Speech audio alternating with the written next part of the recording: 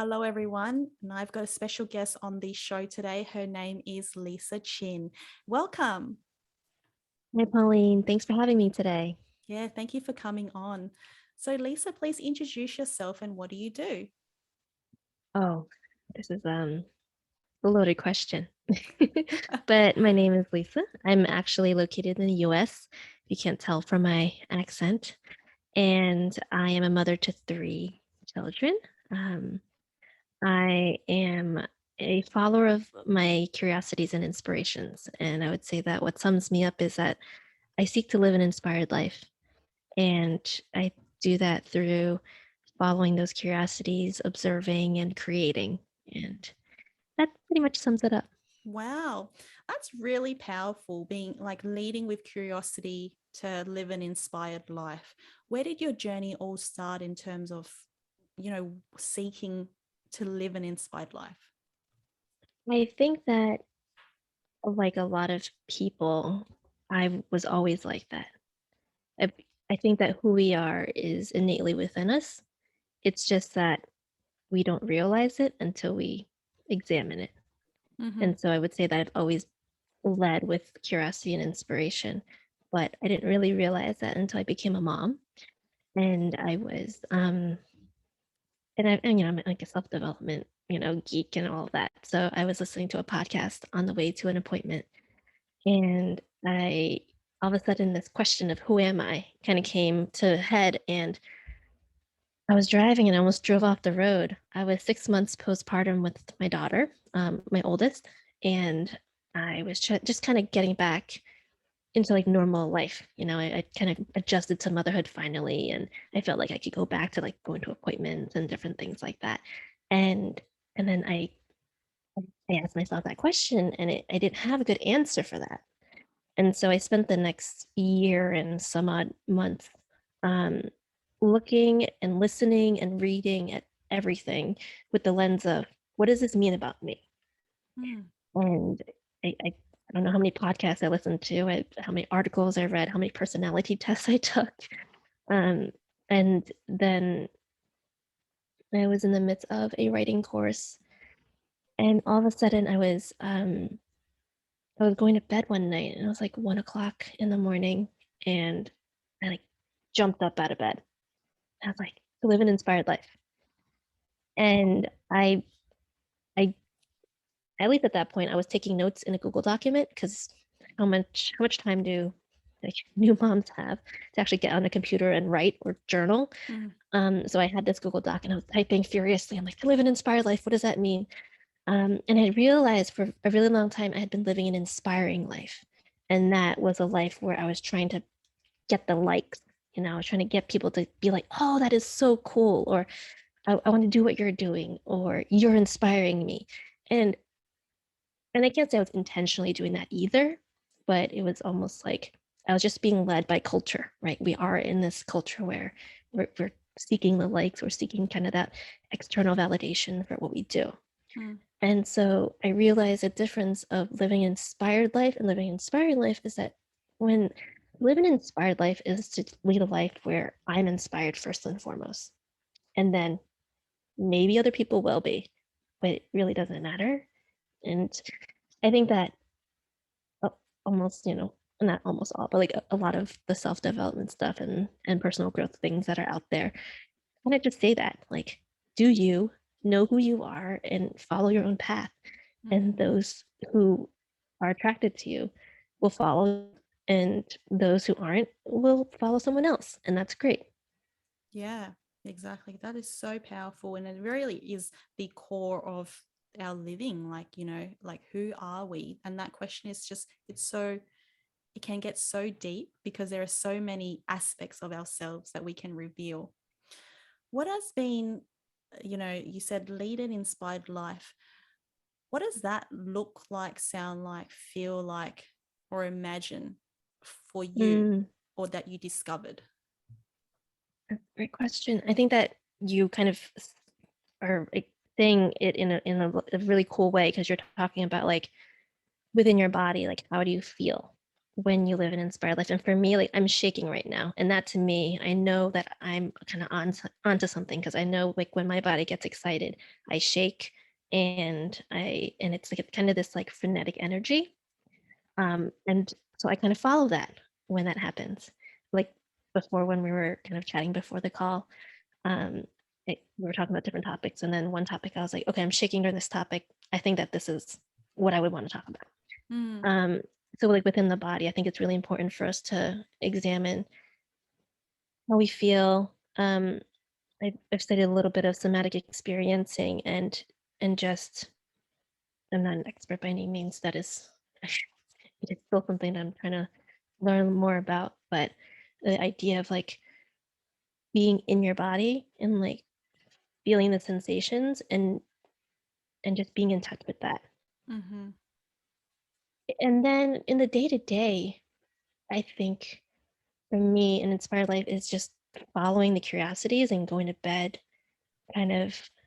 I don't know if you're familiar with human design, but I'm a generator, and they say, you know, with generators, you use all your energy and you go to bed tired, and like that's a sign of a good day, and mm-hmm, that to me is that's what I seek to do. I work full time, and then at night I will write and I will kind of work on all my various projects, um, mm, and then I go to bed late, and people just think that I they don't know how I do it. I don't drink coffee. I have 3 kids. My mom lives with me, so she's kind of my savior. But it is a life where I am just fired up about different things, mm, and it leads. It first and foremost leads with just what excites me.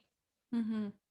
I'm really curious when you say that, you get like supercharged and fired up and you have that feeling within yourself. Was there a point in your life or a moment when you didn't, you weren't living an inspired life and that, um, like that was pivotal for your growth? I would say that I have I've always had aspirations of starting my own business, and it was like 2007. I had this business idea to start a delivery food service for new moms. And then it sent me down this track of like holistic health and wellness. I got like a coaching certification.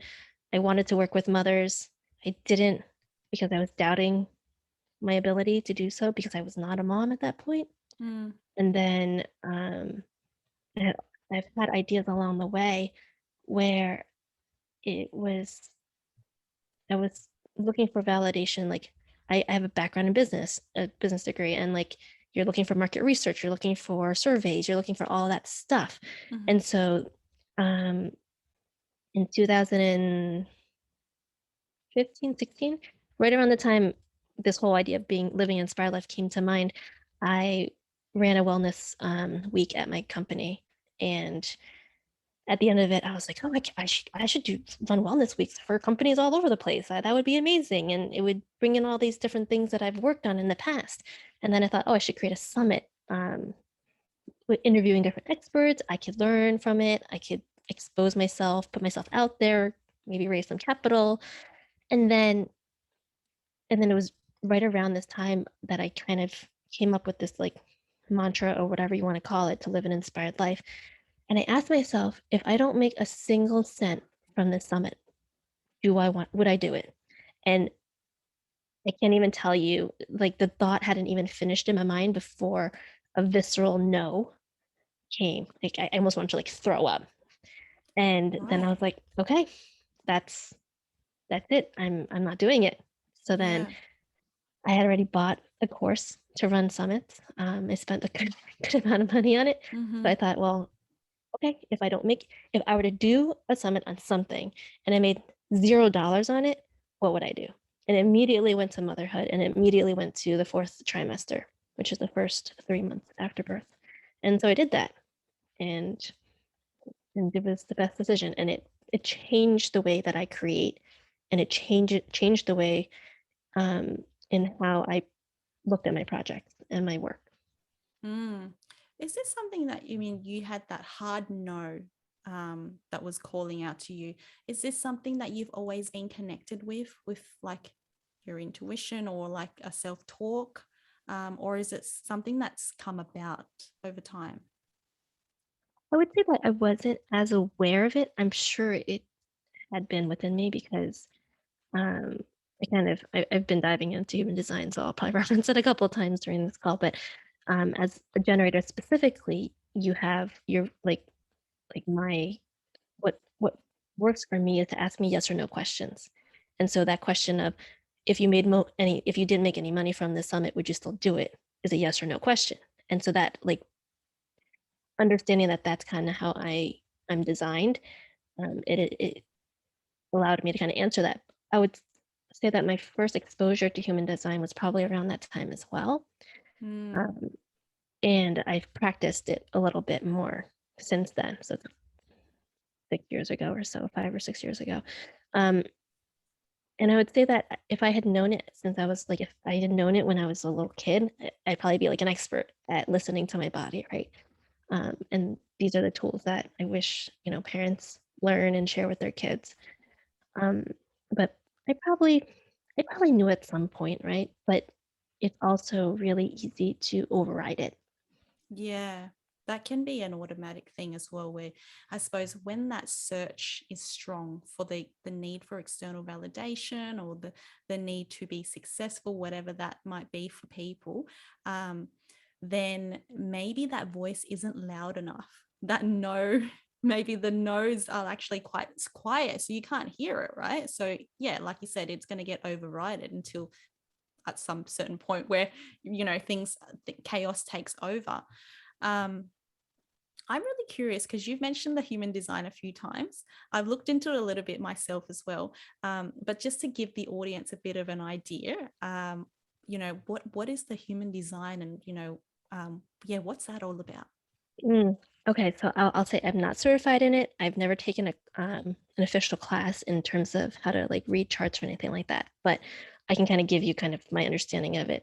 It's a combination of a bunch of different um, like personality type, energetic type um, platforms or profiles or structures, frameworks, kind of meshed into one. So I think it's like a total of five, but the ones I can think of, it's astrology, the Kabbalah, I Ching, and then a couple of other things kind of Mm-hmm. all pushed together. And it was apparently some sort of like divine intervention that the founder of it kind of came upon. But for just the regular person, you can go on a few different websites, and you just enter your date of birth and your place and your time, just kind of like astrology, and it spits out like Like a profile. explanations of like Yeah. everything. It's a profile, Mm-hmm. and it'll tell you like there's different gates. It gets really in depth, and Yeah. I've scratched the surface, and even scratching the surface is like a fire hose. Um, but you find out your types. So there's like reflectors, projectors, manifesting generators, and manifestors. Five different types. Most people are generators or manifesting generators, about 70% of the population. And then next, I think, is manifestors, and then projectors, and then reflectors. Reflectors are like 3% or something really Mm-hmm. tiny like that. Okay. Each person, each type has kind of like a role. Generators are kind of like what you would think, like they're kind of like the energizer bunnies, like they're like the workhorses, and but it has to be something they love to do. Mm, And it's that, and they respond with like yes or no. mm, And um, and when they're not kind of living that life, they get frustrated. And then manifestors, which I know a little bit about because all three of my kids are manifestors, um, oh, is that they kind of don't, and I may butcher this, so I apologize to anyone who just take this with a grain of salt. It's like go do your own research on this. But manifestors kind of they do their own thing. Essentially, that's what my kids do. They do their own thing. What's really important for them is they need to learn to inform people of what they're doing. They don't need to ask for permission, but they need to inform, and they like to mm-hmm, be informed. So like with my kids, like they like for me to give them a heads up on like the schedule for the day. And then with my oldest, she's 7, so she's a little more autonomy. But like if she were to go down the street, like her nature is not to be like, "Hey mom, can I go down the street?" She's like, "Hey mom, I'm going down the street." Like that's Mm, just kind of what she does. yeah. And then projectors kind of are really good at like reading people is how I see it. And then reflectors are really interesting. I don't think I Because there's know a like a small reflector. percentage, you said, like only Very 3% or small. something. Yeah, it's like 3 or 2% of the people are reflectors. Right. Um, but they're kind of like the ones that are like super open and they will kind of show back to you what's going on.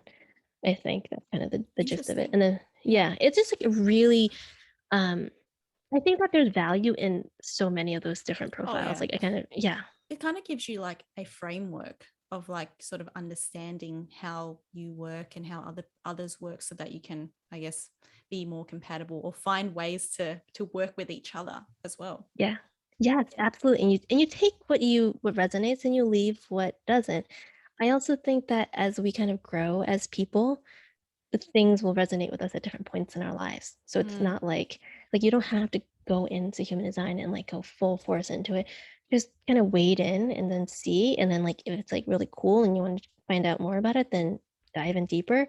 If you're kind of like, well, this doesn't feel right, like then don't do it and just take another personality test or look at astrology in a different way or like for me the first foray into this whole like self-development thing was holistic health and wellness. And like so instead of going down the path of like human design, go down the path of Ayurveda and mm, find out like what kind of type you are. And that also has its like so much like self-awareness and growth can come from just learning about yourself, what activates you, and it also tells you like kind of how you work and what times a day are best for you to do certain activities. I mean, yeah. it's So that you can amazing. be like optimal in the way that you work and play, I suppose, and live. I'm Yeah. really curious if we can go back a little bit. You mentioned a little bit back that you were like interested in health and wellness and holistic health. How did that journey start for you, or like has this been something that you've always innately been drawn to? Yeah, it's a good question. I'm Chinese American. I'm second generation, and I grew up in a household where we would drink tea instead of take Tylenol for fevers. And there was this idea of like, when if you eat too many fried foods, your body's too hot. So then you have to kind of rebalance it. So that was never taught to me. That was just part of the culture of the household, right? And it was Mm, kind of in my body and in my knowing. And then the first day of my corporate job, one of my friends comes over and she like slides this paper next to me and she's like, what do you think about the acid alkaline diet?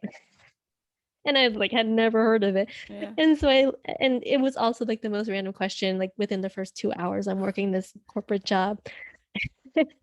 And so I look at it and I'm like, okay, like it's kind of like Chinese medicine a little bit. Like, some things are a little different, but I kind of get it. That's pretty cool. And then I started diving into it, probably mostly because of her. And kind of we had a bullpen, we called it, of analysts. And we started doing yoga together. We started exploring like cleanses. We did cleanses in the office. Um, and and then I had that business idea for the meal service for new moms. And I thought, well, if I were to do that, like what makes me different than ordering from Domino's? And I was like, well, it's obviously nutrition. And like, Mm, what kind exactly. of nutrition do new moms need? Mm-hmm. And so it just started diving into like, okay, what does that actually mean? And like, what is nutrition? And my background again is in business. I didn't really take many science classes. Like oceanography is not going to help me in developing a nutrition based program. Mm-hmm. So I, I moved from New York to Boston. My husband, who was my boyfriend at that point, got me this book called Integrative Nutrition, and it was this program it's actually in New York. This program in New York to learn about holistic wellness, and then I I had a strong yes to join when I heard that they were moving their classes online, and the class that I would be joining if I joined, like the next class would be the last live class, and Mm, knowing how I am as a learner, I was like, I gotta go. So I so then I commuted from Boston to New York for a little bit, and that was kind of the first entree into really diving into like all these different modalities and frameworks and kind of reframing and looking at health from like from a holistic way, not Mm-hmm. just the nutrients that we take in, but the experiences that we have. Um, and one of the I think the last weekend that I was in New York for the classes, I had this really profound understanding of who I am, and it was going back to the womb. And Mm-hmm. the question was, we were working with partners, and I was like, okay, talk to your partner about like what you know about your birth or when you were in the womb, Mm. because it was talking about kind of your like what happens intergenerationally and things like that. And I didn't know that much about the womb, but like that time, but I was like, I compared myself and my brother, and I was like, well, his personality is like he's super chill, he's like the nicest guy, and he's like pretty laid back, and he kind of like flows with everything. Whereas I'm like on a mission, I'm trying to get things done. I'm very much like more, I'm not regimented in a way, but I'm more tactical. Yeah. And and then I think about like my mom, and my mom when she had my brother, she was in China, and just you know doing her thing there. Um, but then when she moved to the US, she worked in a factory, and she was, she had to produce, and she had to get things done. Um, and then I found out, like I learned from her a while back that she kind of hid my pregnancy from my family because because we were, they were immigrants, not well off. Another mouth to feed would be kind of a burden. Yeah. And then my brother he's hard of hearing. And so they were afraid that, I would be disabled of some sort. And and so there was a moment in time where my grandmother wanted her to abort me. Once she found out, it was like I was 6 months in the womb at that point. Um, and, and she, and she had this conversation with her mother-in-law, and she told me about this. And so I was talking to my partner, and I was just exploring kind of like what my mom must have been feeling at that point. And just this idea of like what she was feeling was, I'm keeping this baby and she's going to do something. And she's going to prove Wow. you wrong. Yeah. Yeah. And so that is something that I've always carried with me. I just didn't know it until I examined it a bit. Um, and that was a profound shift for me as well. So when you said that you examined it, sorry, just go back to, so was this like an exercise or something that you were exploring? Yeah, And it was an exercise. Like the program that I was part of was held in this like huge auditorium at Lincoln Center. And a lot of it was lecture style, but then there was a lot of partner work. And so you would kind of coach the person next to you, whoever that ended up being. I don't even remember who I was talking to at that mm-hmm. point, but they shared their childhood with me, and then I shared mine, and or whatever, like not childhood, but Yeah. wombhood. Yeah. But you um, had been told, you had known about this origin story before, or this was something yes. that was okay. So Yeah. my mom had told me her side of the story. And so that was kind of all I knew. So that when I was Yeah. having this discussion with my partner, I was like, oh, well, this is kind of what I know. This is the only thing I really know about the time in the womb. Like everything else is like, well, I just assume because I know she was working in a factory and I knew she was in China. And so just that the comparison. Um, so yeah, it was just using the information that I know. But I do Mm. encourage people to find out, like if they're able to find out a bit about like the time in the womb, because with my work with the fourth trimester summit, it's been shown it's a profound, um, so much can be laid like foundationally for Yeah. you during that time. So if people were curious, like find out, map it, talk to your parents or your grandparents about it if you can, if you have that opportunity to. Yeah. It Because it's can like really inform you. there is and I think even like I've heard from other people as well, like psychedelics. I mean, that's a whole Mm, different conversation, but psychedelics has helped some people to revisit some of these past experiences to really go back to the origin. Because I also believe that a lot of things that happen in the womb or at the time of, you know, pregnancy, it does shape the DNA, or that's the external environment already coming in, so that's making up who you are And so it's quite Absolutely. fascinating to, a lot of things are predetermined potentially, from just that. It is predetermined. It doesn't mean that it's permanent, but yes, Yeah. it's predetermined. And I'll share a story. This person I interviewed for the summit, he's a psychologist out in California, Dr. Tony Madrid, and one of my other guests was like, "You have to talk to Tony. Like he's doing this stuff, and it's amazing." And basically, what he just the short of it is that he was studying maternal infant bonds and the disruptions of them when the baby is in the womb or right at birth, and he found a correlation and causation actually, um, between a disruption in the womb or at birth between the mom and the baby and childhood asthma and Oh, pediatric yeah. asthma. And he was Interesting. able to resolve in a study at NYU, he was able to resolve 80% of childhood asthma cases by working on the mom. Wow. That's pretty cool. Yeah, right. Yeah. Yeah. And so that connection between As in, mother hang and on, is child. is it is it before? Sorry, are they like, as in working on the mum? You're saying like, is this after This or is after. before? This is Oh, after. Like say the child is 7 years old, they're on the playground, they're having trouble um, breathing, yeah. and doing and being a child. And he goes in and he talks to the mom, works with her on reliving, re-experiencing her birth in an optimal, sorry, her pregnancy and the child's birth in an optimal way. So like Mm-hmm. there are many things that can cause a disruption in that bond. It could be a death in the family. It could be moving cross country. It could be that your husband took a phone call while you were pushing the baby. It could be a divorce. It could be that your house went on. Like you lost your house to a fire. Any like really any time that your attention is taken away from the baby can Mm-hmm. cause that disruption. And so the work that he does is, and he trains people to do it, is to just work and walk the mother through, whether it's through EMDR or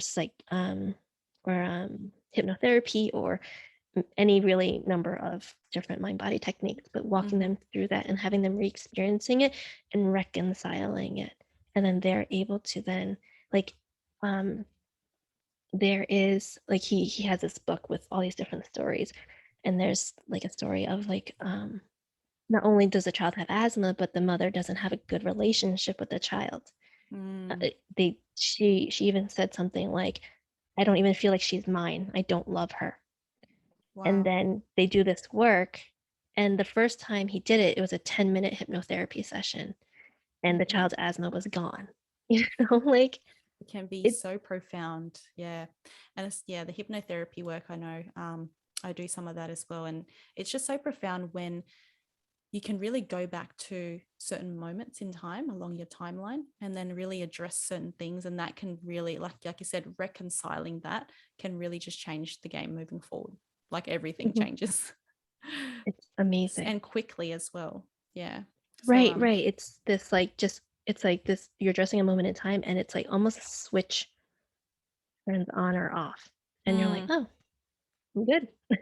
yeah, I want to share something towards that because I was watching a video, with Tony Robbins, and there was a guy who stuttered. It's quite a popular. Yeah, you seen it? Yeah, and it's just like about the. I just give a quick snippet, but it's just about how the guy who stuttered, he's in sales, and he's been stuttering his whole life, and they just did some kind of timeline technique that allowed him to travel back to the very first time that he ever started the habit of stuttering. And it was based on some cartoon show that he was watching while his parents were fighting in the background. And with children, it's like they've got certain brain waves that allow their unconscious mind to just absorb certain things that happen, especially when they are in like chaotic environments or there's some disruption, like you said. Then these things can just bypass their minds, and it just goes straight in. So then they develop these habits which they can carry on until they can actually address or find out, how did they even get it in the first place. So like something like that was pretty profound. So if anyone wants to go on YouTube and just check out the guy who stutters, yeah, that's kind of what I was thinking about when you were telling me about this. Yeah. Yeah, I love that video.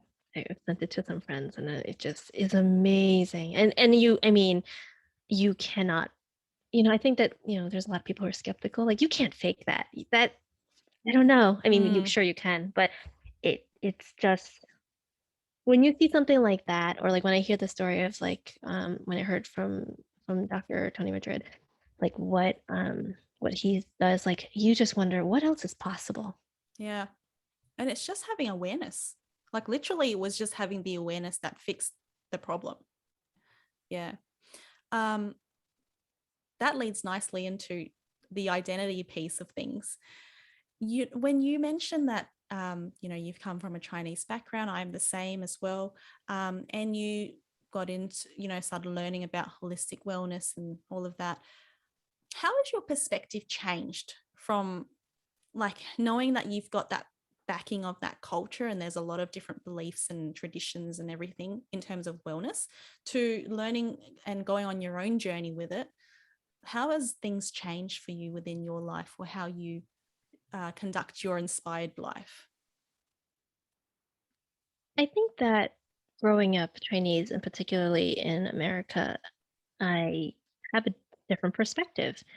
And I think that in the culture in the States, it's very black or white, and particularly very, over the past year and a half, the race discussion Yeah. um is very black and white, right? And I also think that societally, culturally, psychologically, it, we see that people are like yes or no, and that's it. Either I like you or I don't like you, and that's it. Either you're right or left. I mean, people just are put in boxes, and they're at extremes. And being Chinese, like I'm placed in a situation where I have to examine myself in between these two worlds, not really fitting in either. And I do think that that has become a strength of mine, where I'm able to see the gray in this world that is trying to force us to choose black or white. Mm-hmm. And the growing up Chinese and having that background, um, kind of on this journey I think it's kept me open. I think that because, and I don't know as much about Australia, but I feel like it's pretty westernized as well. Like you have kind of these very Western standards and values, but then you have these Chinese, more Eastern, Mm-hmm. so to speak, values. And being, growing up in that culture, you have to figure out how to combine them. And live in the Or society and conduct yourself. and live exactly, or you choose to go all in on Western culture, and you're like, Yeah. okay, like I abandoned that completely, abandoned Mm-hmm. that part of me. But if you're someone who is trying to maintain that part of your identity, and honestly, even if you jump into the other side, like you still have it within you, so that's a whole different discussion. Yeah. But if, as someone who has pride in that and wants to maintain that, and then also has to live and conduct myself in that westernized culture, I have to vacillate, and I have a lot of practice in in flexibility, and like living in two worlds, and like kind of I say that I'm kind of a chameleon sometimes, where I I will, like when I was in high school, I was in a lot of different groups. I did sports, but then did theater, but then I was part of like the nerd bowl group, and then I was part of a bunch of different things, the sports and all of that stuff. And that was just I was following my curiosities and inspirations at that point. But then also it was just this ability to kind of like shapeshift a little bit. And Mm-hmm. that's not necessarily a strength. It was just something, it was an ability that I had to do, like that I had. And perhaps something that was forced upon me because I was living in a culture where I couldn't fully be myself, but at the same time wanted to be included and accepted and all of that. So being the chameleon in terms of like um, adapting to culture where you needed to show up. Yeah, in different but ways. also and also, I mean, the chameleon part of it is also the ability to empathize with different people because you have Mm, this understanding. I had this understanding of like if we talk about the race conversation, I had this understanding of what white people are, like I just do, I don't know. But I also have this understanding of like black people. I'm yeah. not black though either. And so I can't say that I fully understand either of their experiences, but I have empathy for that. And that practice again of like vacillating between worlds um, kind of enables me to see everyone's perspectives. And that may not be, for some people that might not be like a popular way of going about it. Hmm. But I think that everyone's right in their own right. Like people's feelings are valid and people's stances are valid in a very specific way. Does that mean that they're right as in like morally and ethically right? No, not necessarily. But it does mean that there's a reason for it. There's a reason for beliefs that we carry. There's reasons for the actions that we take. And if we can understand, what's happening um, behind the scenes, then we can have more compassion and empathy for other people. And that's also honestly how I think change happens. That's also a very slow way of of It is the impacting organic way. the organic way. Yeah. Mm, yeah. Yeah, I think in terms of the empathy and this and the compassion piece, that's just so important, especially, when you're a race that sort of stands in between the big the big players as well of this. Yeah, it can be quite complex as well. How has that impacted your life when you transformed to motherhood as well, with culture and influence, because you would have different perspectives from the Chinese side to the Western to the in-betweens of everything, to the way that you want to be showing up and in your own home, your own family life as well, and your values, having all of that meshed together. um yeah, how has it impacted you or influenced you in the way that you're living? I would say it's profoundly impacted me. There's a practice after birth called confinement in Chinese culture. Basically, the mother does nothing. I don't know if you're familiar with it. 100 days or something? Or It's they're there's a only few 30 different days. ones. 30 days. A 30 day. Okay. Yep. Yeah. So you basically don't do anything. And it was practiced traditionally in China, and it's actually a version of that is practiced in all traditional cultures around the world. It's just called different things, and all the practices vary a little bit, and the foods vary. But the intention is the same: is to make sure that the mother heals, the mother assimilates into her experience and into her new identity, and that she has time to heal too, like physically heal. Um, and so, you know, you're What are the things, what can't you do? Give people a perspective of okay. what are So some you main things they So say. you don't go outside because you'll expose yourselves to wind or dampness. You don't shower. Again, Heard dampness. You that don't one, yeah. wash your hair. You don't. You stay covered. You wear a hat if you can, and especially if, like I went outside for appointments, so I wore hats even if it was like the summer, like the springtime, and you wear socks and all of that. Um, you don't shower. You don't eat like cold food, like no salads, no smoothies. You keep your body warm. Um, no guests over, which Mm-hmm. is like, you know, it's like unheard of in Western culture. And the mom doesn't do anything. The mom sleeps, breastfeeds if that's what they're doing, and heals and eats. And there's just no laundry. There's no hosting Mm-hmm. people. There's no grocery shopping. There's no cooking. There's barely diaper changing. If I did that, but the idea of it is like the mom rests. And your aunts or your neighbors or your own mother or your mother-in-law come and they take care of things. Mm-hmm. And that's how I started motherhood.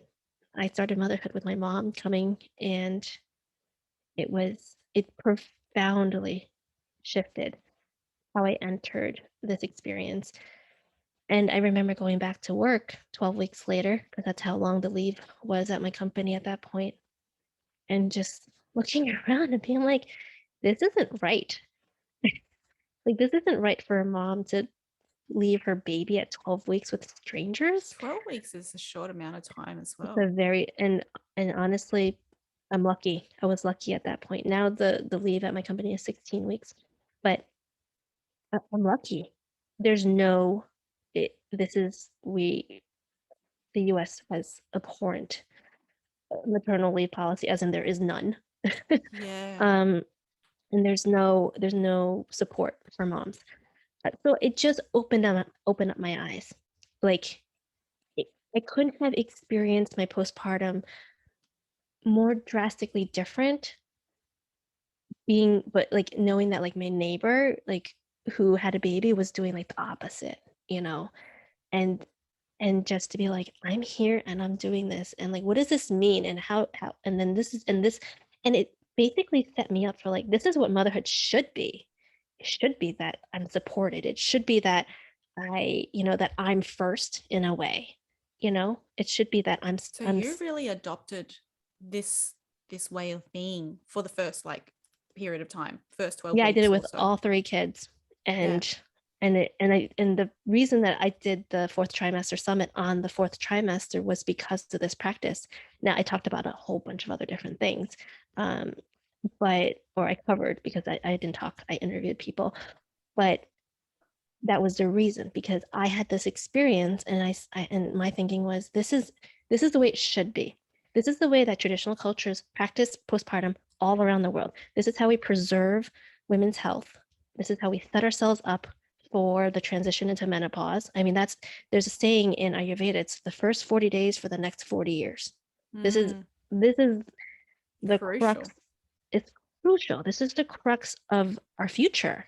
And the reason why we not the main reason, but there is like in Malaysia, they have a really great postpartum practice, traditional postpartum practice, and there have been studies where like the rate of like postpartum depression is a lot lower in Malaysia than it is in the US.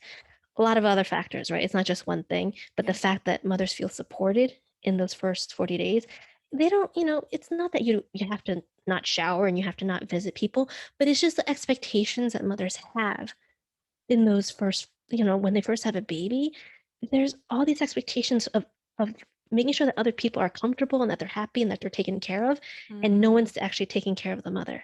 yeah. So crucial. I can really understand how that is profound for someone to really kickstart their journey. So having that experience, so that's the confinement phase you mentioned. Yeah. um, how else has your experience transformed in terms of that piece? Like, is there other things that you have to do, or are you very strict with the traditions that you follow, or like, yeah, how does that sort of road? How do you navigate that road for You yourself mean like with with culture just at my play? Chinese. Yeah. I would say that I'm a mix. I would love to be able to do a lot of things, but I'm in a biracial household. That's not an excuse by any means.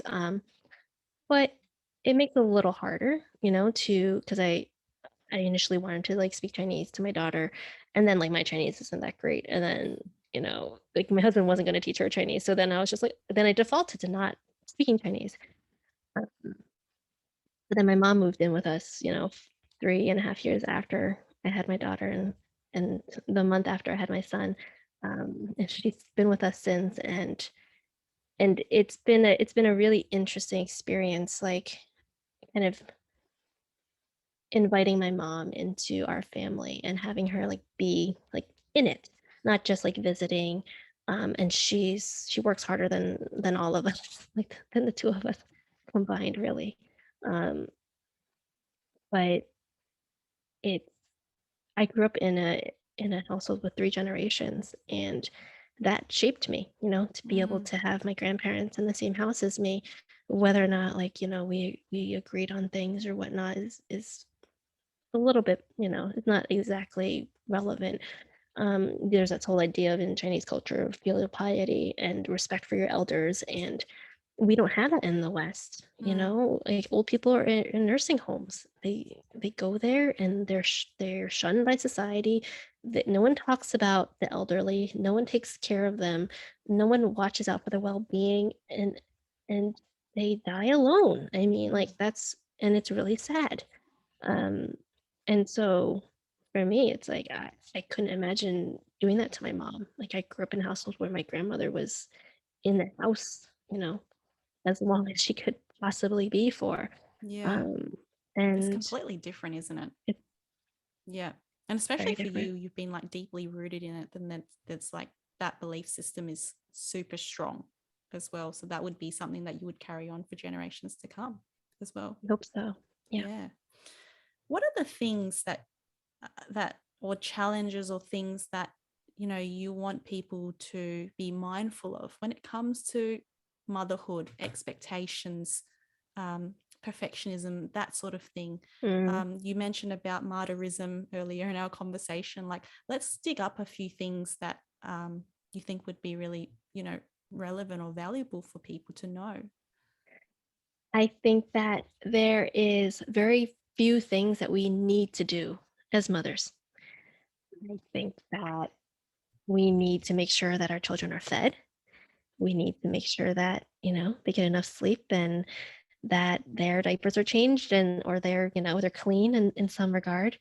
Um, but we don't need to be carting them to every single activity. We don't need to be bringing them to every play date.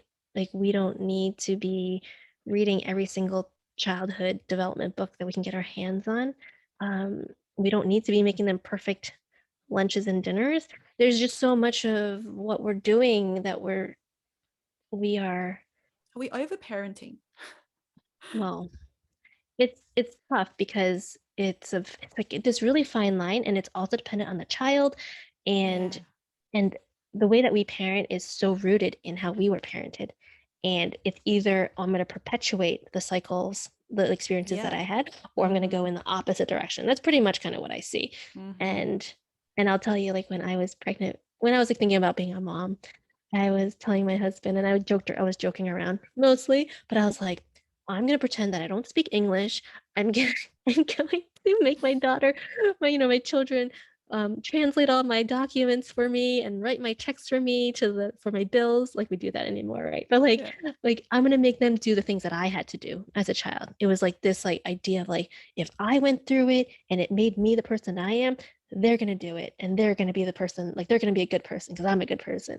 And it was just, and then I remember going to therapy session, and I was probably a year postpartum at that point. Mm-hmm. And I'd gone to a couple of therapists, and honestly, I take like my self-help, self-development stuff hasn't really happened a lot in therapy, because I take like other courses and stuff like that. But in this one instance, I was talking to this therapist, and we were talking. She was like, it sounds like your childhood was really traumatic.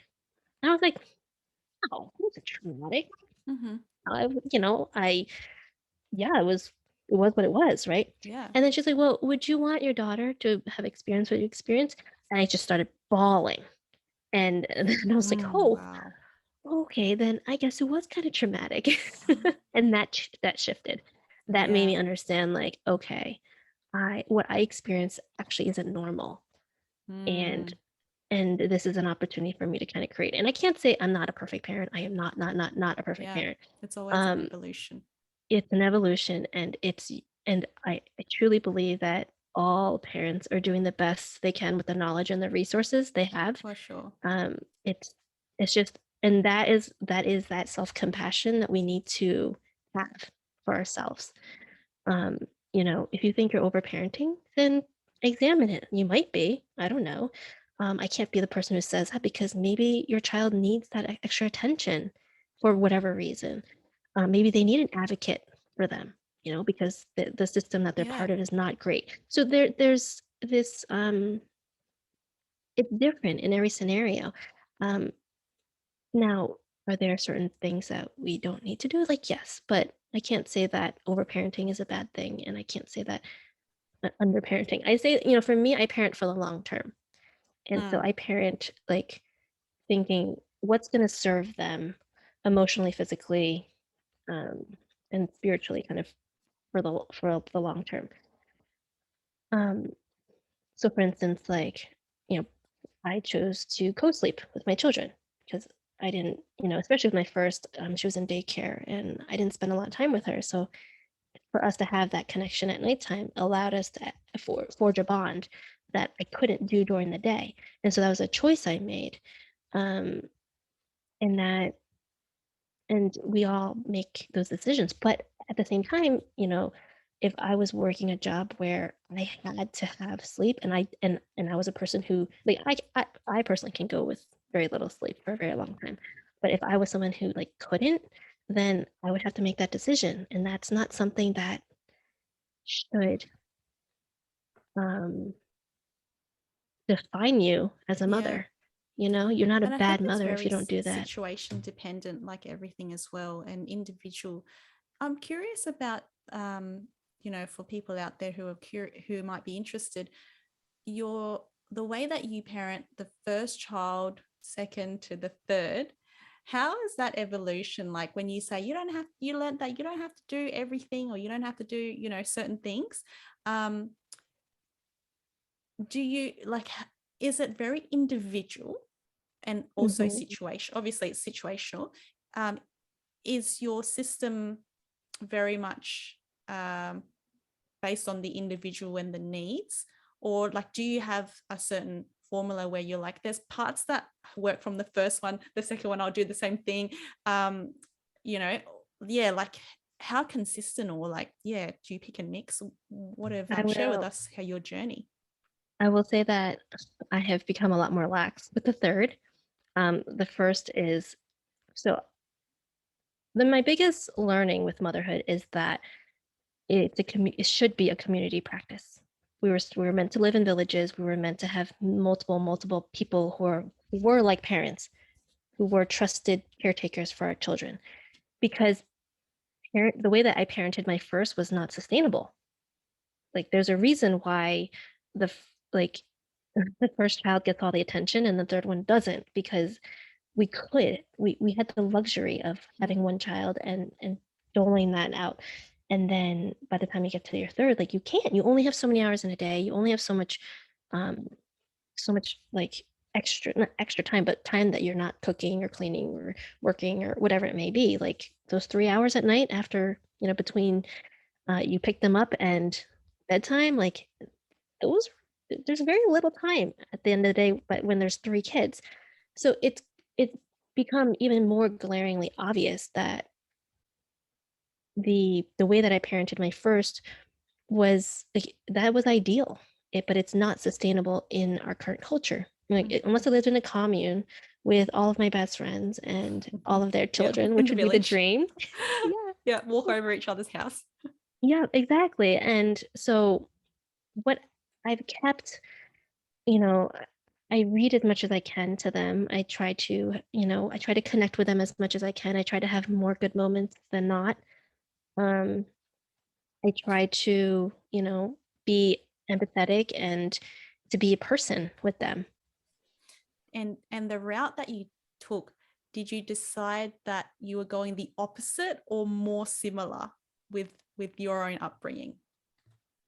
Oh, I would say that it wasn't the opposite. I think situationally it was the opposite. I grew up in a poor household, and now we're not. But I would say that, my mom worked full time, and the responsibilities that I had as a kid are very different than the responsibilities that my children have.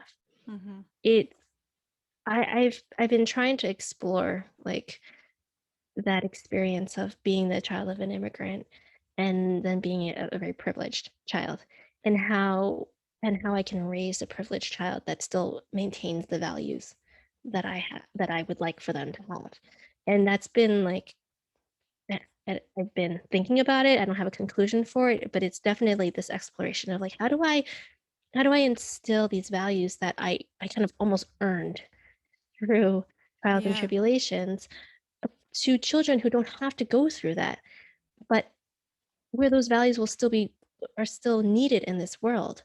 and in their lifetimes, and with in being a person and a contributing person on this planet.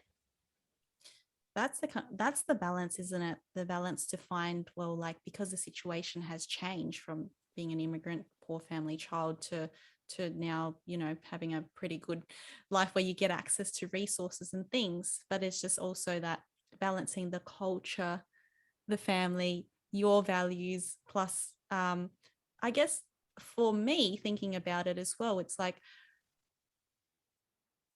you also don't want them to have everything too easy, that they don't do anything. So it's like, like, where's the line in terms of, like, what do you instill for discipline and things like that? Obviously that picture and narrative changes from when we were younger. Mm-hmm. But it's like, do they just grow up having everything, and you give them, because we can give them more than we ever had before. Yeah. So Yeah, I was yeah. talking to my cousin's cousin about the like we were like I was only spanked once as a child, but I grew up in like my extended family where spanking was kind of a form of punishment, and so was she. And so we were talking about it, and I was like, I think that like spanking wouldn't work in my household because physical affection is a thing in my household. Like now with my children, Mm, if I like, I will kiss them goodnight. I will hug them.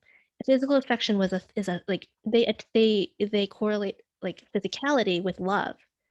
And so if I were to spank them, like that, they would not have the same reaction than that I had with spanking because yeah. I didn't have physical love. Like Yeah. that wasn't a thing. That's So it true. was just Hey, like, it's like one way or the other, because it can just be super, like, you could insert something or a belief into them when they're used to getting something a certain way. So as soon as you change that behavior, it's like, oh, so now this is how I receive love, which could be, yeah, that's pretty complex. it is complex because I looked around and I was like, okay, so this like let's just say, bunch of like Chinese immigrant households like spank their kids, which I don't know the percentage or anything like that. But let's just say that's a thing. But then Like, that's the like new what normal in like a how but sense. how is like how like that was back then. I Yeah. hopefully that's like hopefully spanking isn't a thing anymore because I do think that this whole physicality thing it screws it up. Not screws it up, but like, it really changes things, Yeah. changes the conversation. But like let's just say like we were just she and I were chatting and I'm like, this wouldn't work. This wouldn't work in my household. Like it goes against our value system. Like it goes against like, in my house, it was like filial piety. It's like respect your elders. If you don't do that, then things happen. Mm, But here, like we're like I'm trying to instill, that we're a bit more equal than that. Um, like the whole like authoritarian parenting is not, I think it pops its head up because that was that's culturally around. Um, but it is really interesting to see like that one instance of like, okay, if I were to spank my children, which I haven't done ever, like that would change them. And but that was also at the same time was is also a profound experience for me. Like it was like, I've been working with a money coach and my spanking experience was around money and the like the, that had its own cascade. It's not that spanking and like the experiences that my family members experienced when they were spanked was okay. It's just that it manifested differently. yeah. Yeah. Absolutely.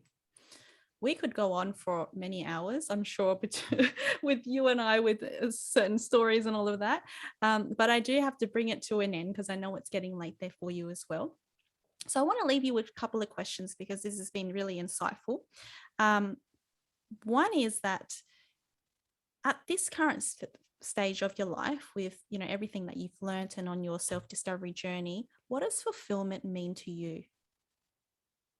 Mm. Fulfillment means that personally, I am happy. I mean, that very plainly, and happiness comes from the ability for me to pursue the things that I want to pursue. In terms of the work that I do, in terms of the projects that I want to work on, in terms of the impact that I want to make. on this. And I think at the end of the day, at my deathbed, hopefully a very long time from now, fulfillment will be that I have my kids near me and that I have great relationships with them, because that's the ultimate goal. Mm, yeah, that's beautiful. And you mentioned it, which leads us into the last question. On your deathbed, or if it was your last day on earth, what would be the message that you would want to leave your kids with, or send the message to the world? If you had that opportunity, what would the message be? Mm,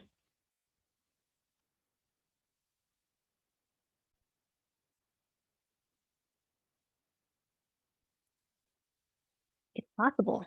I think that there is a sense of, I want to make sure that they leave with a sense of hope, or I leave them with a sense of hope that they, it's kind of really cheesy because everyone likes, but that, like, we're hearing these stories of like what Tony Robbins did and what Dr. Madrid did, like there are things that may not seem possible or may not seem to make sense, but it is possible, and to follow that and to follow whatever calls to you, because there